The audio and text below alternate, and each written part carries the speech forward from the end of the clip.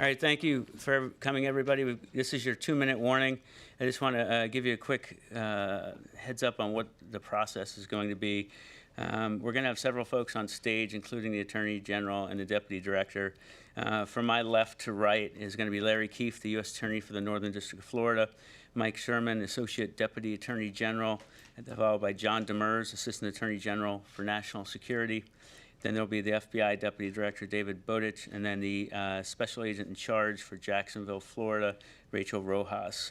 The AG is going to speak, followed by the Deputy Director. The AG will then take a series of questions. At the conclusion of the press conference, those of you who wish to stay, we're going to have an off-camera backgrounder with a couple of senior justice officials to make sure that if there's any additional information that you need, we get that to you. All right, so again, be out and see you in about another minute. Yes? Just the questions for the Attorney General, or will Deputy Director Bowditch also be taking questions? He will be taking questions, yes. Okay. All right, thank you. Does sound work? Everybody good to go? Yes. All right.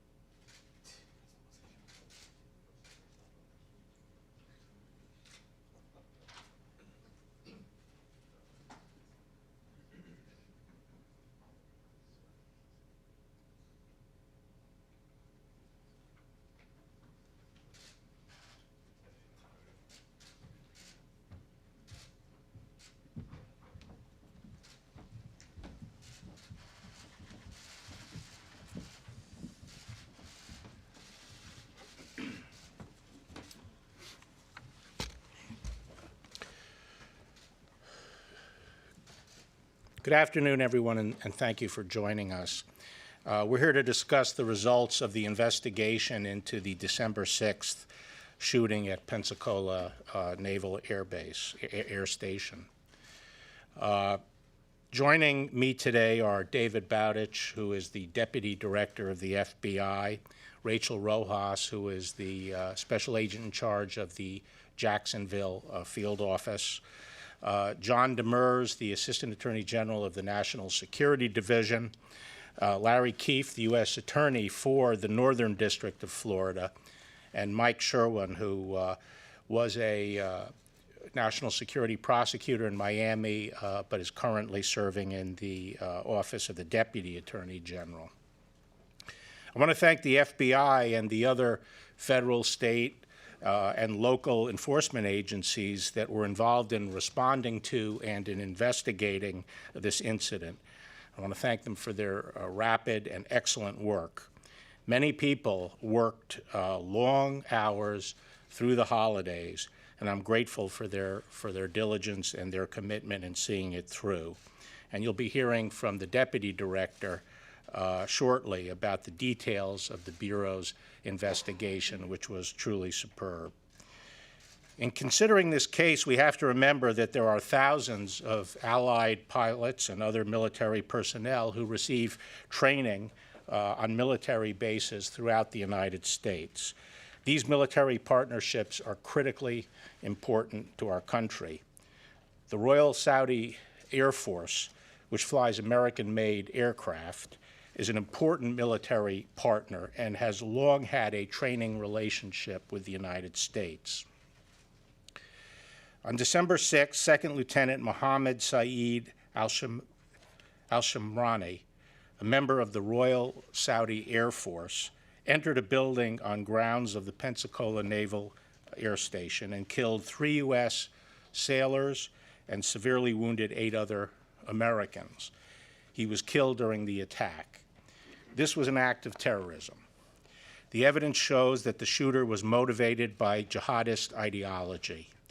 During the course of the investigation, we learned that the shooter posted a message on September 11th of this year stating, "The countdown has begun." During the Thanksgiving weekend, he then visited the 9/11 memorial in New York City. He also posted other anti-American, anti-Israeli, and jihadi messages on social media, including 2 hours before his attack. Early reports indicated that the shooter arrived at the site accompanied by other Saudi cadets who took video during the attack. These reports turned out not to be accurate. The shooter arrived by himself.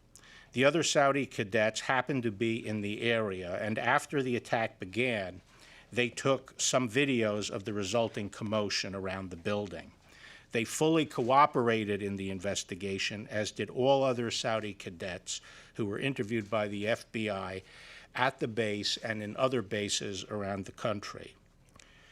After al-Shamrani entered the building and cased the facility, he proceeded to walk around, shooting down his unarmed victims in cold blood. During and after this heinous attack, there were many specific acts of courage, and I want to draw special attention to 2 U.S. Marines, Gunnery Sergeant Ryan Mazel and Staff Sergeant Samuel Mullins. They were outside the building when they heard the gunfire, and although unarmed, they ran into the building to confront the shooter. Their only weapon was a fire extinguisher that they pulled off the wall as they ran toward the gunfire. Although they were unable to engage the shooter, they helped save many lives by giving CPR and other urgent medical aid to the victims. I would also like to mention the heroic acts of Navy Airman Ryan Blackwell. The shooter shot Airman Blackwell 5 times, yet he managed to jump on top of a fellow sailor to keep her from being shot, and then assisted other students and helped them escape, all while taking fire from the shooter. Ryan Blackwell's heroic acts saved countless lives that day. And we're grateful for the bravery of the base personnel and the local law enforcement responders who initially arrived at the scene and engaged the shooter. I would also like to address the cooperation of the Kingdom of Saudi Arabia. The Kingdom of Saudi Arabia gave complete and total support to our counter-terrorism investigation. They ordered all Saudi trainees to fully cooperate. This assistance was critical to helping the FBI determine whether anyone assisted the shooter in these attacks. While there is no evidence of assistance or pre-knowledge of the attack by other members of the Saudi military or any other foreign nationals who were training in the United States, we did learn of derogatory material possessed by 21 members of the Saudi military who were training in the United States. 17 had social media containing some jihadi or anti-American content. However, there was no evidence of any affiliation or involvement with any terrorist activity or group. 15 individuals, including some of the 17 I just mentioned, so there is overlap, had some kind of contact with child pornography.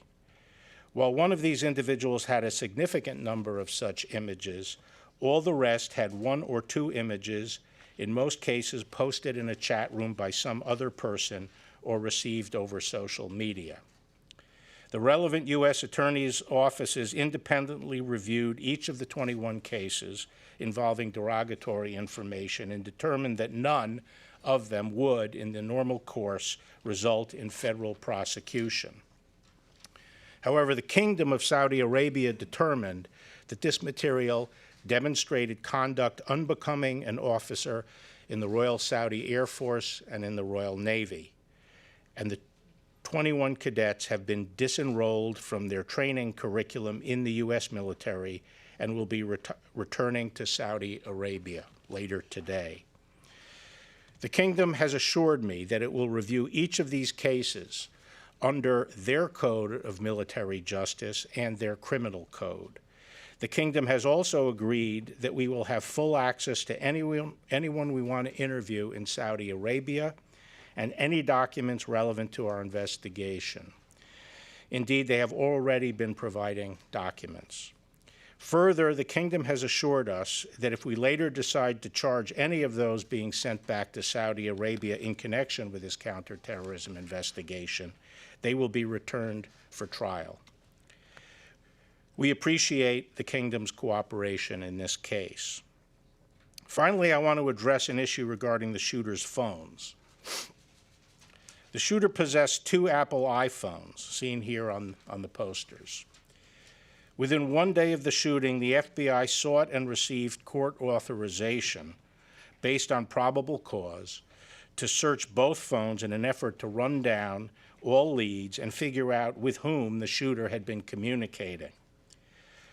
During the gunfight with the first responders, the shooter disengaged long enough to place one of his phones on the floor and shoot a single round into the device. It also appears the other phone was damaged. Our experts at the FBI Crime Lab were able to fix both damaged phones so that they are operational. However, both phones are engineered to make it virtually impossible to unlock without the password. It is very important for us to know with whom and about what the shooter was communicating before he died. We have asked Apple for their help in unlocking the shooter's phones. So far, Apple has not given any substantive assistance. This situation perfectly illustrates why it is critical that the public be able to get access to digital evidence once it has obtained a court order based on probable cause. We call on Apple and other technology companies to help us find a solution so that we can better protect the lives of American people and prevent future attacks. With that, I will turn things over to the Deputy Director of the FBI, Dave Bowditch. Thank you, sir. Good afternoon, everyone. I'd like to offer a brief overview of our investigation into this particular attack. As you can imagine, this has been a large and incredibly complex investigation with dozens of investigative entities being involved. Let me start by what we've done so far. Since the beginning of this investigation, the FBI and our partners have been united in one goal: to determine if this shooter acted alone or if anyone helped him. To explain the scope of the investigation, so far we've interviewed more than 500 people, with witnesses, base personnel, and the shooter's friends, classmates, and associates. Even today, we continue to run down any new leads in an effort to find as many answers as possible for the victims and their families. For more than a month now, this has been an around-the-clock investigation. As the Attorney General mentioned, this occurred on December 6th. That is going into a holiday season where our folks work 24/7 as necessary throughout the holidays. This investigation involved hundreds of special agents from the FBI, intelligence analysts, and professional experts from around the country, in addition to our counterparts, which I will talk to you about in just a minute. We've employed dozens of surveillance teams and executed, served, or obtained numerous search warrants, subpoenas, court orders, and emergency disclosure requests. We've also collected more than 42 terabytes of data, digital media, in an effort to exploit that data, and the effort to exploit that data continues to this day. While we're still searching for more information, so far we have not identified any co-conspirators, any evidence that the shooter acted with anyone else, or that he was inspired by any one specific group. Social media attributed to the shooter suggests that he harbored anti-U.S. military and anti-Israel sentiments, and that he thought violence was necessary to defend Muslim countries. In addition, just prior to the attack, a statement was posted to his social media accounts, which had many parts of Anwar al-Awlaki, a now deceased senior leader of Al-Qaeda in the Arabian Peninsula. It had many messages that were very similar to Anwar al-Awlaki. And during the attack, the shooter fired shots at pictures of the current U.S. president and a former U.S. president, and a witness at the scene recounted that he made statements critical of American military actions overseas. Regarding the attack, I can now share that this shooting lasted approximately 15 minutes. Naval security forces engaged the shooter approximately 8 minutes after the shooting began. And we've determined that he was ultimately killed by law enforcement officers who responded very bravely that day. At the crime scene, we found a semi-automatic handgun with an extended magazine, several ammunition magazines, and approximately 180 rounds of ammunition. As announced previously, the ATF identified the shooter's weapon as having been lawfully purchased in July 2019 in the state of Florida. It was purchased under a hunting license exception. This exception allows non-immigrant visa holders who otherwise are not permitted to buy firearms or ammunition to purchase them if they have a valid state-issued hunting license, permit, or other required documentation. Partnerships are crucial in any case like this. Unfortunately, we have way too many cases like this. But I do want to take a moment to thank our other partners in this investigation, to include other federal, state, and local agency partners for their hard work. And they include the Naval Criminal Investigative Service, the Air Force Office of Special Investigations, the ATF, the Homeland Security Investigations, and the Florida Department of Law Enforcement. I especially want to recognize the brave Naval Security Forces personnel who responded to the initial call for help, as well as the Escambia County Sheriff's deputies who also responded and very bravely ran in to face down danger. They did their jobs that day, and they did them well. Those heroes saved lives that day. We do believe that very firmly. And 3 of them paid a price for it. 3 of them were wounded that day. All 3 are recovering, but they paid a price for it that day. I'm also grateful to our FBI Jacksonville field office and its personnel, and a host of supporting FBI headquarters personnel and resources from other field office. As you can imagine, when you have a significant crisis investigation like this, we will surge resources from throughout the country, and this case was no different. Finally, I want to echo the Attorney General's point about the challenge that law enforcement faces from default user-controlled encryption. The FBI continues to work with our private sector partners to find the right solution for accessing the digital evidence we need to stop criminals and terrorists alike. We're not trying to weaken encryption, to be clear, and after all, data security is a central part of our mission.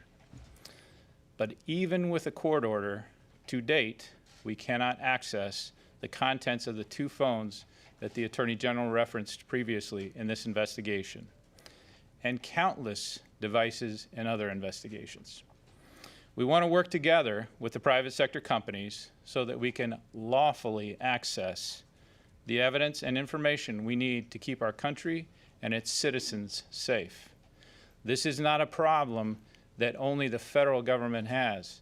This is a problem that affects our state and local partners, as well as many of our international partners, and we talk about this on a daily basis. We need to continue to work together between public and private sector to find a solution to this very challenging problem. Thank you.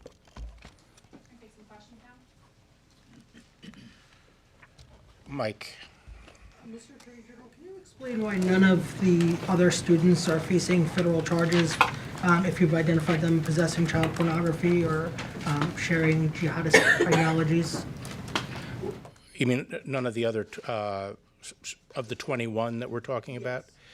Well, as far as the ideological social media, it was not enough to trigger a violation of the federal statute, and the other cases were reviewed by the U.S. Attorney's Office under the standards they would use for anybody else, and they were not sufficient to trigger a federal prosecution. If I could just follow up there. Yeah. Have you identified a purpose for the trip to New York, or do you believe that he may have been scouting other locations for another possible attack? Yes. Good. Dave or, yeah.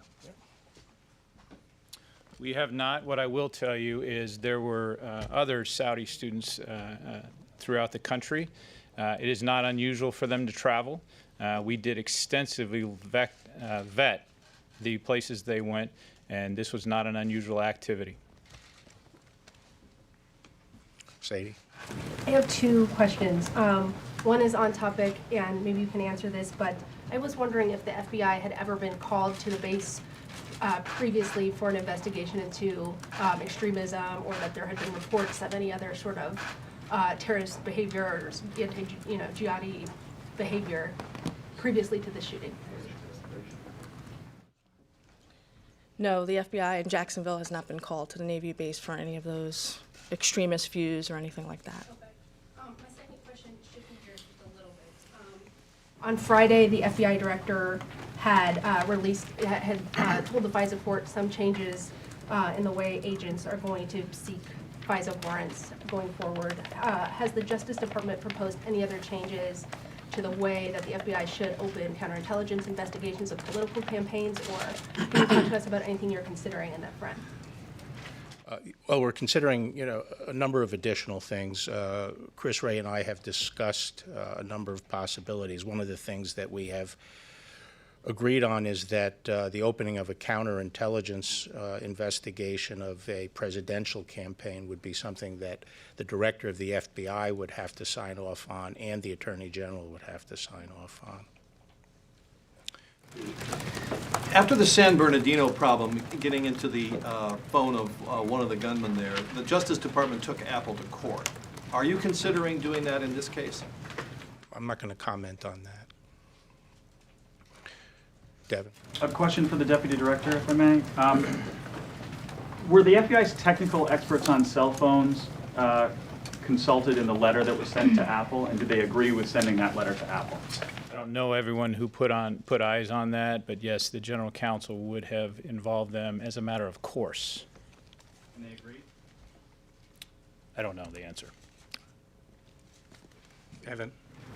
On the issue of the strike in Iraq on the Iranian general, the White House has told us that the Justice Department was consulted before the decision was made to do this. Can you explain to people in Congress, including conservatives, who have questions about whether or not this was a constitutional strike, given the fact that the Constitution gives Congress the right to declare war?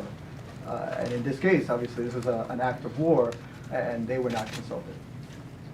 Well, the Department of Justice was consulted, and frankly, I don't think it was a close call.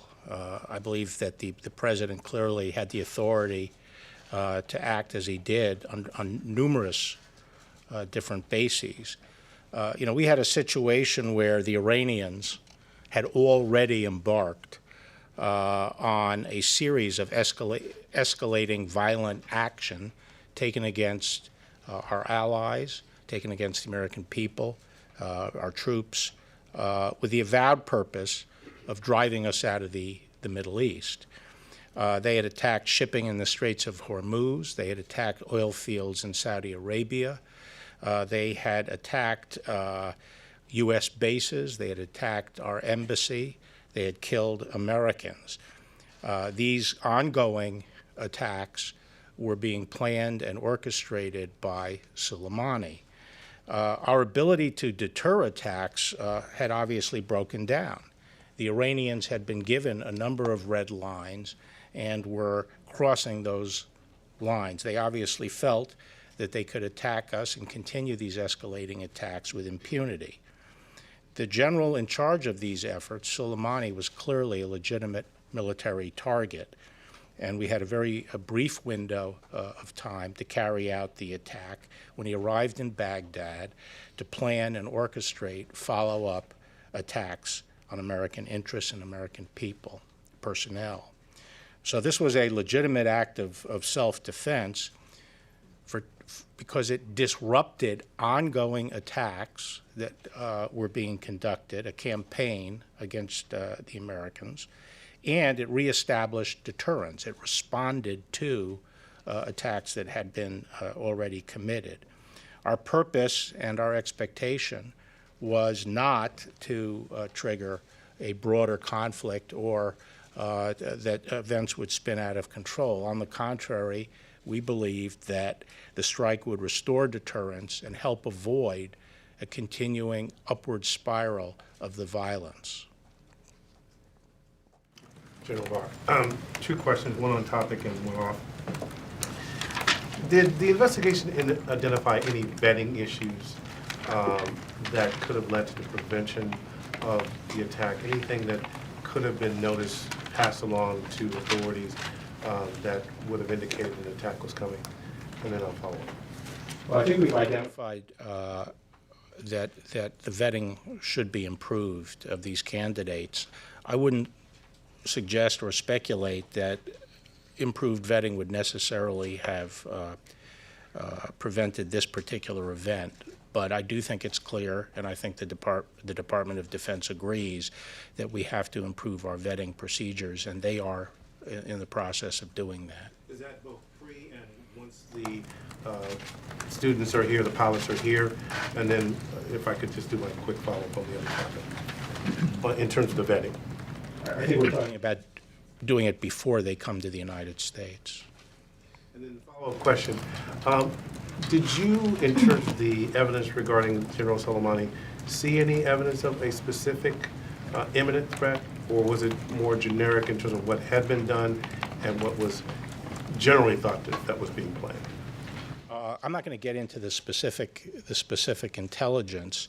I believe there was intelligence of imminent attack, but I do believe that this concept of imminence is something of a red herring. I think when you're dealing with a situation where you already have attacks underway, you know there is a campaign that involves repeated attacks on American targets. I don't think there's a requirement, frankly, for knowing the exact time and place of the next attack, and that certainly was the position of the Obama administration when it droned leaders of terrorist organizations. Yes. Sir, two questions about Apple, quick questions. What is Apple willing to do here? You said nothing substantive. What are they willing to do here if the company's willing to do anything at all? I don't know what they're willing to do.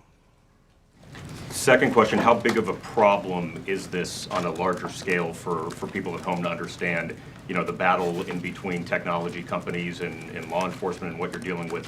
Is this something you've seen a lot or some of your associates have been dealing with for a long time? Yes, Seems like. we're seeing an increasing number of these cases, and it involves not only data at rest, that is data stored in devices, as is the case here, but also data in motion, that is intercepted communications that we're unable to decrypt. Even though we know those communications involve the planning of deadly attacks or cartel activity or the exploitation of children. And it's becoming a grave problem. And your hands are tied now, even with a court order. Yes. I think we have time for one more question. Yeah, thank you very much. Attorney General Barr, when did the consultations begin with the administration over the strike? And with General Soleimani's death, has the threat from Hezbollah to targets inside the United States been diminished? I'm not going to discuss, the details of or the timeline of consultations. And the second part of your question had to do with what? With General Soleimani's death, has the threat from Hezbollah to targets inside the United States been diminished? I'm not going to speculate about that. Two quick questions on the Soleimani attack. Did you give any special consideration to the fact that he was the senior official of another government, that he was the general of of Iran? And He was the head of a terrorist organization. Was there any special consideration given that he was also a senior official? Well, military targets are appropriate, legitimate targets. And the second question, do you have concerns about vetting of other people inside the U.S., training with the U.S. military, or are there broader concerns that it wasn't just limited to what happened in Pensacola, that there might be a more systemic issue? I don't think there's any indication of that, but I'm sure that when the Department of Defense considers its vetting process, that'll probably have implications beyond the kingdom. Okay. That the FBI has exhausted all of its efforts, everything available, including private companies, to try to get into these phones. They've done everything they can, and are now just dependent upon Apple. Is that what you guys are saying? Yes. But I would also hasten to add that we don't want to get into a world where, we have to spend months and even years exhausting efforts when lives are in the balance. We should be able to get in once we have a warrant that establishes that criminal activity is probably underway. Thank you very much.